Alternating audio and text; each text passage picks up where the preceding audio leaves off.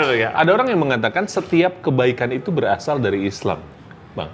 Berasal dari Allah. Dari Allah. Lebih tepat dah.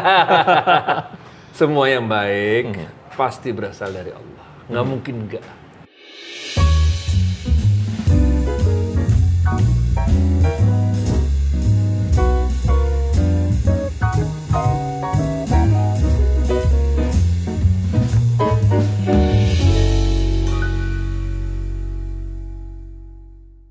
Dari Aisyah radhiyallahu anha, dia berkata Rasulullah Shallallahu Alaihi Wasallam bersabda, Allah Subhanahu Wa Taala menyukai jika salah seorang di antara kalian melakukan amal secara itqon. Dalam bahasa lain, itqon itu adalah teliti, tekun, dan profesional. Hadis riwayat Tabrani. Dan ternyata itu dibahas dalam Quran surat Toha ayat 98. Wasi'a kulla syai'in ilma. Apa kata Quran? Ilmunya meliputi segala sesuatu. Jadi kita diajak oleh Rasulullah dan juga oleh Allah untuk memiliki ilmu yang komprehensif. Assalamualaikum para pebisnis dimanapun Anda berada. Di kesempatan hari ini Amal Niaga Talks kembali hadir. Dan kita akan membahas mengenai bagaimana kita menghadirkan ayat ini ke dalam kehidupan kita. Apabila kita ingin memulai bisnis, ingin meleverage bisnis kita, men-scale up bisnis kita, ada satu yang perlu dimiliki, yaitu ilmu yang komprehensif. Tahu dulu ilmunya, baru kita melakukannya. Karena banyak, Bang, orang yang nggak tahu ilmunya, tapi modal nekat. Ya, abang kan konsultan bisnis nih, Bang. Bang, bagaimana caranya seorang pebisnis ini bisa betul-betul menguasai ilmu bisnis, Bang? Apakah dimulai dari ilmu dulu atau action dulu? Itu pertanyaan mendasar sesungguhnya. Ilmu dulu, action dulu. Gitu, Bang? Ya, ilmu sama action itu jalan barengan, Bos. Kayak kita dulu mau belajar naik sepeda dah. Sekarang gue tanya dah, lu waktu belajar naik sepeda, ilmu dulu apa action dulu? Lupa, Bang, ya. Bener gak? Jatuh-jatuhan dulu ya, Bang. Bener gak? Bener. Tapi ada ilmunya juga. Kan diajarin dulu sama orang tua kita. Yes. Jalan kan diajarin caranya jalan. Abis itu kita action. Bener gak? Abis itu setelah kita action, kita belajar lagi. Kita action lagi. Kita belajar lagi. Kita action lagi. Kalau dalam ilmu manajemen ada yang namanya PDCA namanya. Plan, do, action, and control. Jadi dia itu satu siklus yang nggak ada berhentinya sebetulnya. Kita belajar dikit, jalanin. Belajar dikit, jalanin. Belajar dikit, jalanin. Makin lama makin firm gitu ya. Betul. Oke. Bang, dalam belajar dalam ilmu bisnis katakanlah gitu kan ya. Orang-orang kan banyak yang merujuk ke barat. Merujuk ke orang-orang yang katakanlah bukan muslim gitu ya, bukan mukmin gitu. Bolehkah seorang mukmin belajar ilmu kepada orang-orang yang selain mukmin gitu, Bang? Boleh lah. Orang barat itu dulu belajarin dari kita gimana? Itu dia. Itu ilmunya kita. Dulu, men. Eropa itu gelap, men. Masya Allah. Gelap 500 tahun Eropa dalam abad kegelapan. Orang Eropa bilang kalau jalan jangan jauh-jauh karena bumi itu kayak meja katanya. Kalau jauh-jauh cemplung lo, bener gak? Sampai kayak begitu noraknya tuh orang Eropa dulu, bener gak? Maka Eropa dulu belajar dari Islam. Muncullah gerakan Renaissance di Eropa. Jadi banyak ilmu kita yang diambil oleh Eropa. Jadi kalau kita nolak ilmu dari Eropa, kita nolak ilmu kita sendiri, bener gak?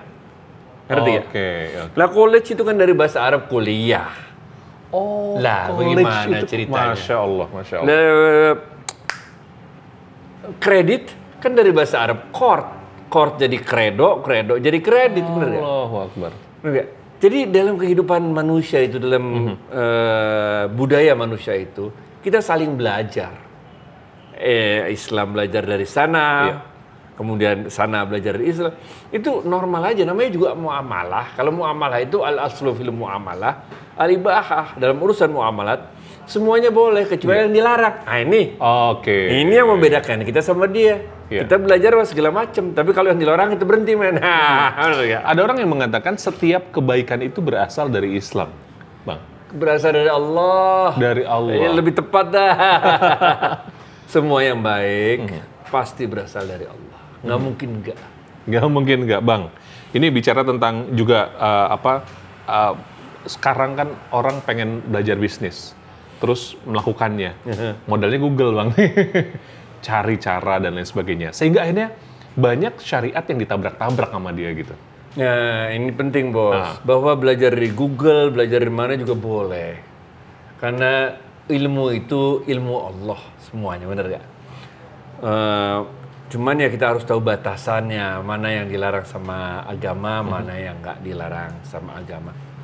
Ini saya biasa aja kalau Rasulullah SAW mengatakan antum a'lamu bi umuri dunyakum. Ente lebih ngertilah urusan dunia ente bagaimana caranya. Banyak akad-akad fikih yang diambil dari tradisi orang-orang non-muslim sebelumnya. Akad mudorobah itu diambil dari iya. Begitu masuk akad ijon. Nah, jadi waktu di Mekah itu kan kota dagang ya. Tapi Madinah itu kan kota pertanian. Betul.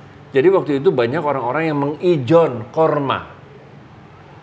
Datang Islam, kita ambil ilmu ijonnya, tapi kita syariahkan. Masya Allah. Menjadi bai'us salam. Nah, Masya Allah. 4 hal harus jelas, kuantitas, kualitas, harga, sama waktu penyerahannya. Jadi syariah dia. Ini tugas kita. Kita ambil ilmu dari mana aja. Mana yang nggak sesuai syariah, kita syariahkan. Nah itu bos. Masya Allah. Jangan semua ente tolak. Tenang aja gitu ya, pokoknya belajar dari mana aja. Tanpa riba, tanpa bank, tanpa rumah ntar jangan. Kacau. Iya, ini katanya harapannya adalah kalau kita belajar, ini belajar udah dari konsep bisnis Islam deh gitu. Bang, kita belajar konsep bisnis Islam itu selain dari Quran ya, adakah buku-buku rujukan atau tokoh-tokoh rujukan atau dari mana nih para pebisnis bisa belajar itu, Bang? Nabi Isa alaihissalam adalah seorang nabi yang diberi kelebihan oleh Allah untuk bidang kesehatan. Bener ya. Kalau untuk Nabi Allah Musa alaihissalam, Nabi Allah yang diberikan kelebihan oleh Allah, keberaniannya berperang melawan Fir'aun. Yang diberikan kelebihan untuk urusan dagang namanya Rasulullah Muhammad SAW. Masya Allah. Bagaimana? Masya Allah. Benar gak? Ya. Nabi Daud bikin pandai besi. Tapi kalau yang urusan bisnis ekonomi Nabi Muhammad SAW. Masih kecil bos, baru belum sampai umur 20 tahun, masih kecil umur 12 tahun udah ikut ke negeri Syam jualan, bagaimana? Kita harus tiru perilakunya Rasulullah SAW. Kalau dagang jangan buat susah men, buat gampang. Bener gak? Yassiru wala tu'assiru. Kalau ente nawar aja di pasar sampai jadi kayak udah orang musuhan gitu, nawarnya bener gak? Yang enak aja, yang enak. Bener gak? Banyak hal yang bisa kita pelajari dari Rasulullah SAW mengenai ilmu dagangnya, ilmu bisnisnya. Bener gak? Ini yang harus kita tiru. Jadi kalau ditanya siapa yang mesti kita tiru, ya Rasulullah SAW lah. Berarti kayaknya umatnya Rasulullah itu yang paling berhak untuk menjadi sukses gitu Bang. Karena contohnya udah jelas gitu Bang. Nah episode yang lalu men, keindahan buah dunia dalam genggaman kita, bener gak? Bahwa kita, Allah mengatakan juga dalam Al-Quran, akan kami pergilirkan kekuasaan ini dari satu kaum ke kaum yang lain. Lah kita kan berjaya sampai terakhir tahun 1924 runtuhnya Turki Utsmani, benar gak? Utsmani. Turki Utsmani. Ya sekarang kita lagi di bawah, nggak apa-apa, bentar lagi juga kita naik lagi, benar gak? Karena Allah mengatakan dalam sebuah hadis qudsi ceritakan setiap 100 tahun akan aku kirim seseorang yang akan membawa kembali kegemilangan agama ini. 1924 lo tambahin cepek 2024 men. Benar ya. Tenang aja men. 2024 berapa tahun lagi ya?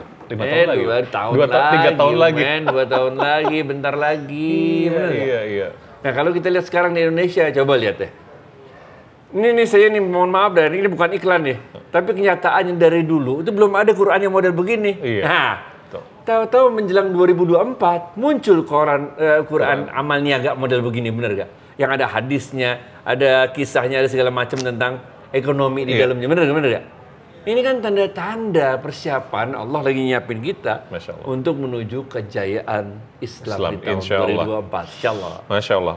Bang, ini kita ke hal-hal yang real dan ada di masyarakat sekarang itu lagi fenomena pinjaman online. Pinjaman online, pinjaman online. Banyak orang yang terjerat pinjaman online. Banyak orang yang akhirnya ke sana karena memang tidak ada, mereka kurang mengenal ada saluran yang lebih pas dari mereka gitu. Dia yang memudahkan adalah pinjaman online. Gimana Bang cara kita mengingatkan atau cara kita menjauhkan nih masyarakat dari hal-hal seperti itu Bang di lapangan Bang? Ini kan cara mikir, kalau zaman sekarang namanya kita harus memberikan value added. Masya Allah. Memberikan nilai tambah dari barang kita itu.